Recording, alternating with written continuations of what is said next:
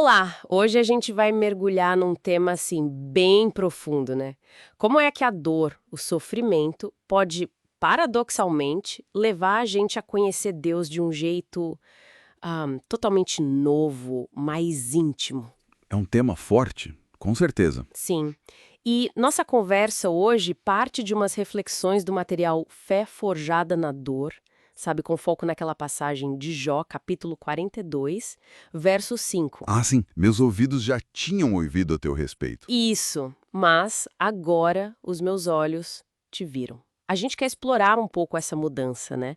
De um conhecimento mais teórico, talvez herdado, para uma fé viva, pessoal, que muitas vezes, bom, desperta justo na dificuldade. Vamos tentar desempacotar isso. É fascinante essa passagem de Jó, porque assim, antes da aprovação toda, o conhecimento que ele tinha de Deus vinha muito do que ele aprendeu da tradição religiosa. Era o ouvir falar, né? Exato. O que era comum, o que se esperava. Isso.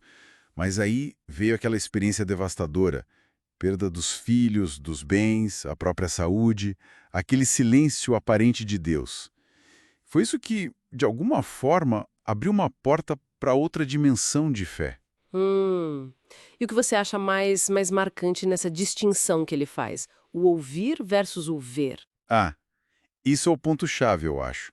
É como se o sofrimento tivesse funcionado como um catalisador, sabe? Tirou aquelas camadas mais superficiais da religiosidade dele. Hum. Aquilo que talvez fosse mais formalidade. Pode ser. E forçou uma confiança mais crua, mais direta em Deus, mesmo sem entender tudo o que estava acontecendo. Uma confiança que não dependia mais só do que ele ouvia falar. Entendi. E essa ideia da dor como purificadora, né? O material que a gente está usando explora bastante isso. Sim, essa perspectiva de que a adversidade pode funcionar como um filtro. Como assim um filtro? Está no centro mesmo. Faz sentido.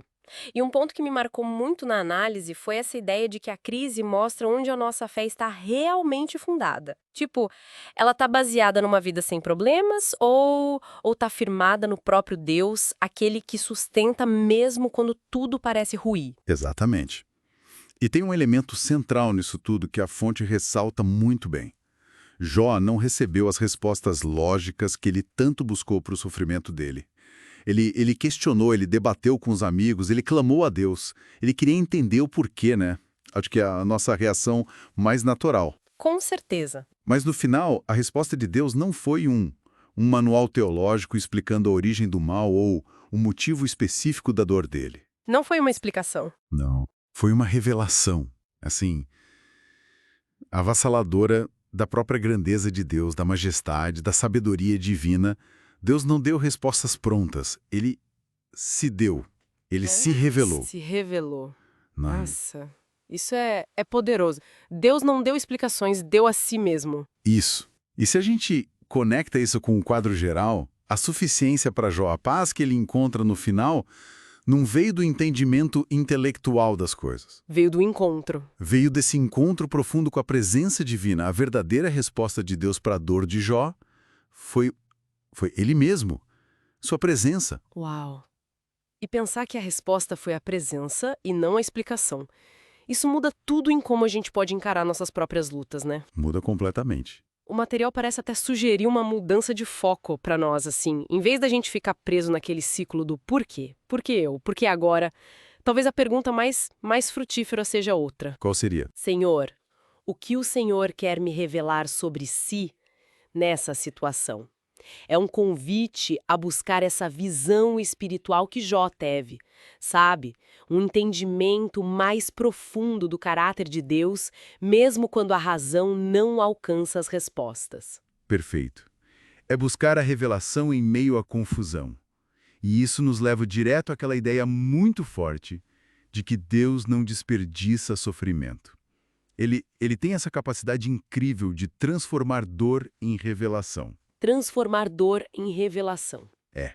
A promessa que a gente encontra e que o material reforça não é que não vamos ter dificuldades. A promessa é a presença constante de Deus através delas. Hum, presente na dor. Exatamente. E a fé que nasce desse processo, essa fé forjada na dor, como a de Jó, é o que realmente nos move do estágio de só ouvir falar. Para realmente ver Deus. Isso.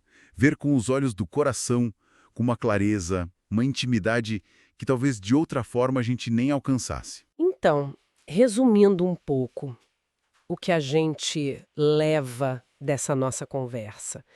Parece que a mensagem principal é que a diversidade, por mais difícil que seja, pode ser esse catalisador inesperado, né? Um catalisador, sim. Ela tem o potencial de tirar nosso conhecimento sobre Deus daquele plano só teórico, herdado, e trazer para a esfera da experiência vivida, do encontro pessoal. Um encontro que transforma. A jornada de Jó é o exemplo perfeito disso. Dessa passagem do ouvir pro ver. Sem dúvida. E fica talvez uma reflexão final, que o material inspira. Quando a gente se vê assim, diante daquelas perguntas sobre o sofrimento, que parece não ter resposta clara, será que o convite divino não é para a gente mudar um pouco o foco da nossa busca? Mudar como? Em vez de ficar, sabe, perseguindo explicações que talvez a nossa mente limitada nem consiga processar direito, será que o convite não é para buscar acima de qualquer coisa um encontro mais profundo, mais transformador com a sua presença, ali mesmo, no olho do furacão, no meio da incerteza? Buscar a presença acima das respostas. Exato. Talvez quando tudo que a gente tem é uma pergunta sem resposta na mão, o maior presente que Deus quer nos dar não seja a explicação, mas sim um vislumbre da sua face, um encontro com Ele mesmo.